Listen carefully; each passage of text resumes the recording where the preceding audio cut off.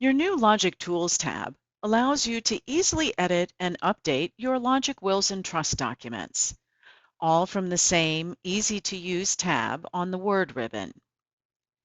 In addition to giving you easy access to the necessary editing tools, it also contains useful shortcuts for updating your table of contents, inserting linked cross-references, and even a button for inserting a section symbol. In this tutorial, we are going to look at the Create Lawgic Styles group, which allows you to easily insert correctly formatted custom language into your document. To get started, locate and click on the Logic Tools tab on the Word ribbon. On the left of the toolbar is the Create Lawgic Styles group.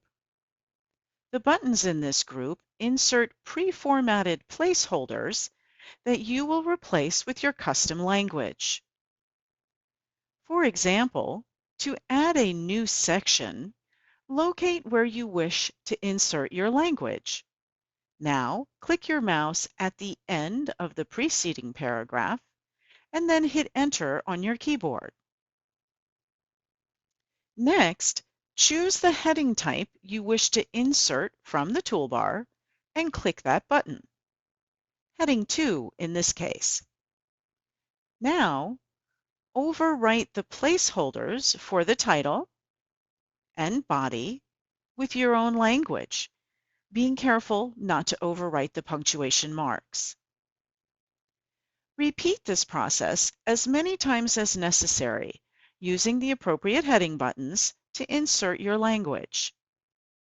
To update the table of contents to reflect your customizations, go to the Table of Contents group, click the Update TOC button, and then click the Go to TOC button to verify it has updated.